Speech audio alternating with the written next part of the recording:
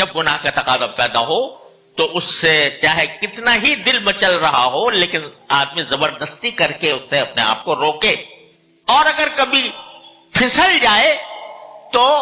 فوراً اللہ تبارک و تعالیٰ کی بارگاہ میں حاضر ہو کر استغفار کرے، توبہ کرے،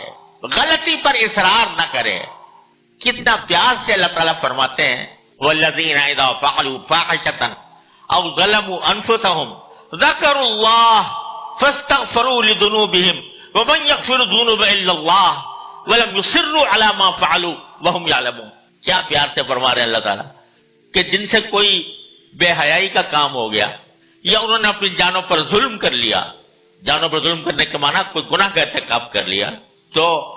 کیا ہوگا؟ او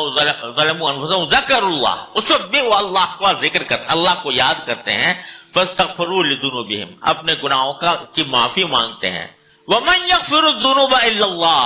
اور اللہ کے سوا کون ہے جو ان کے گناہوں کو معاف کرے، ولم یصروا علی ما فعلوا، اور جو کچھ گناہ کر بیٹھے تھے اس کے اوپر اصرار نہیں کرتے جان بوجھ کر، تو ان کو اللہ تعالیٰ نے تعریف کے پیرائے میں بیان فرمایا ایسے لوگوں کو کہ جن سے گناہ سرزد ہو اور وہ استغفار کی طرف متوجہ ہو، توبہ کی طرف متوجہ ہو، اور پھر اللہ تبارک و تعالیٰ کی بارگاہ میں حاضر ہو کر اپنی گناہوں کی معافی مانگے۔ جتنا اللہ کے سامنے بندہ نادم ہوگا، شرمسار ہوگا، اتنا ہی انشاءاللہ اس کو توفیق ہوگی، مجاہدے کی توفیق ہوگی، اور مجاہدے کی توفیق ہوگی تو انشاءاللہ نفس مطمئنہ کی طرف قدم بڑھتے جائیں گے۔ یہ جو ہے نا استغفار، اس کو معمولی بات نہ سمجھو، اور اپنے گناہوں پر حسرت اور ندامت اس کو معمولی بات نہ سمجھو، یہ جو ہے یہ انسان کو بالآخر انشاءاللہ نفس مطمئنہ تک پہنچائے گی، ضرور پہنچائے گی۔ ہمارے بزرگ تھے حضرت بابا نجم احسن صاحب رحمۃ اللہ علیہ، جو ہمارے کلیم صاحب ہیں، ان کے گھر میں رہتے تھے اور انہوں نے انہی کی آغوش میں پرورش پائی، تو اللہ تبارک و تعالیٰ نے ان کو حضرت حکیم الامت قدس اللہ تعالیٰ سرہ کی صحبت عطا فرمائی تھی، اور ان کے خلیفہ بھی تھے۔ بظاہر تو جدید تعلیم یافتہ تھے، کوئی باقاعدہ درس نظامی پڑھے ہوئے نہیں تھے، لیکن اللہ تعالیٰ نے حضرت حکیم الامت کی صحبت نصیب فرمائی تو اللہ تعالیٰ نے ان کو خلافت بھی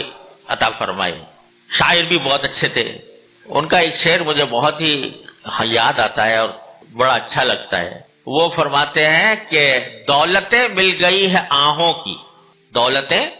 مل گئی ہے آہوں کی، ایسی تیسی میرے گناہوں کی۔ یعنی جب یہ آہوں کی دولت مل جائے کہ آدمی اللہ کے سامنے آہیں بھرے، یا اللہ میں مبتلا ہو گیا ہوں، آہیں بھرے، تو اس آہیں بھرنے کے نتیجے میں کیا ہوتا ہے کہ وہ گناہوں کی جو ظلمت ہے اس کو اللہ تعالیٰ رفتہ رفتہ کر کے دور کر دیں گے۔ تو دولتیں مل گئی ہے آہوں کی، ایسی تیسی میرے گناہوں کی، یعنی اب گناہ جو ہے میرا کچھ بگاڑ نہیں سکتا، کیونکہ مجھے استغفار کی دولت مل گئی، توبہ کی دولت مل گئی اللہ تبارک و تعالیٰ کے بارگاہ۔ تو اس کو معمولی نہ سمجھو، جب کبھی کوئی غلطی ہو جائے تو اس غلطی کو صحیح کرنے کے لیے کوئی تعویلیں نہ کرو، یہ نہ کہو کہ بھئی ہم تو ایسے ہی ماحول میں پیدا ہوئے ہیں، یہاں پر چاروں طرف گناہوں کی ظلمت پھیلی ہوئی ہے، تو کیا کریں، ہم تو دنیا جس طرف جا رہی ہے ساری دنیا اسی طرف جا رہی ہے، چلو میں بھی جا رہا ہوں تو کیا ہے، ارے بھائی ساری دنیا جہنم کی طرف جا رہی ہے تو تم بھی وہ جہنم کی طرف چل پڑو۔ یہ جو باتیں ہیں اس کے بجائے دل میں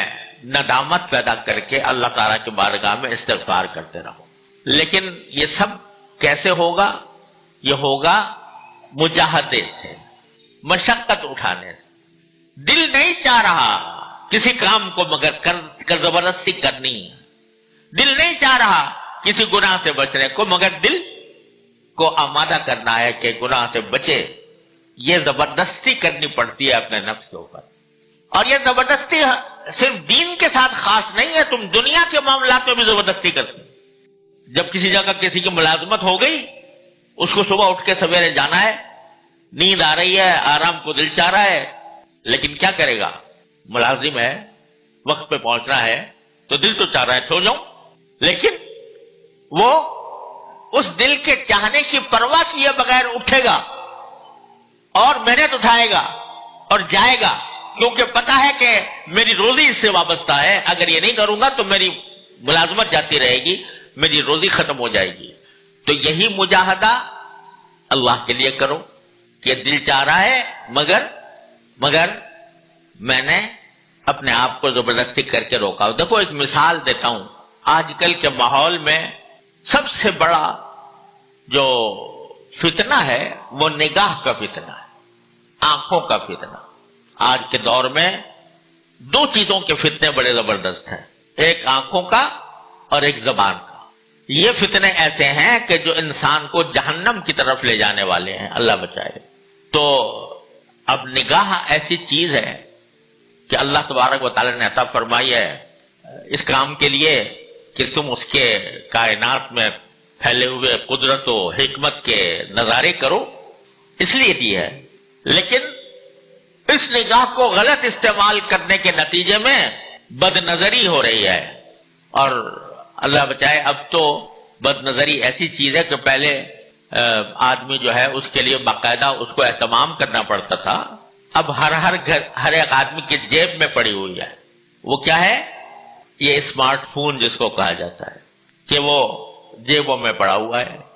اب جب چاہا تو خلوت ہوئی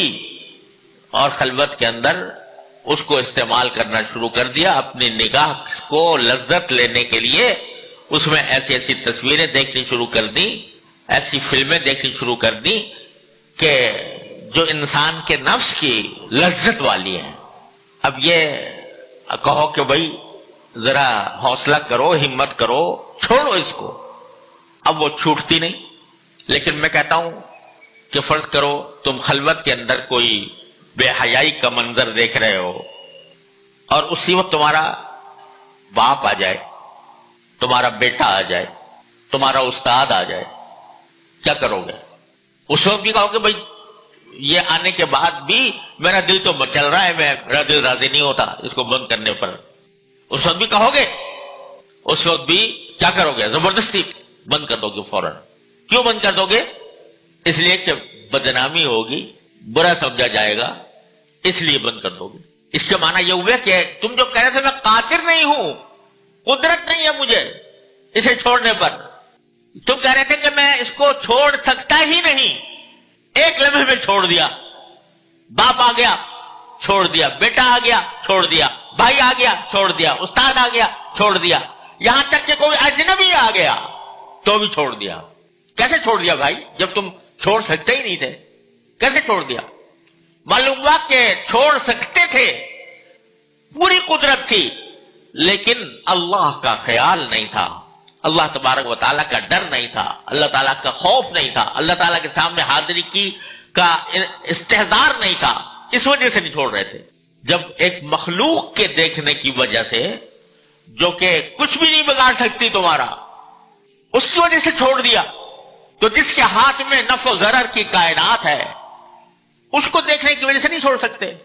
یہ تصور پیدا کر کے جب تک کہ اپنے آپ پر زبردستی نہیں کرو گے اس وقت تک مجاہدہ نہیں ہوگا، مجاہدہ نہیں ہوگا تقویٰ حاصل نہیں ہوگا، تقویٰ حاصل نہیں ہوگا فلاح حاصل نہیں ہوگی۔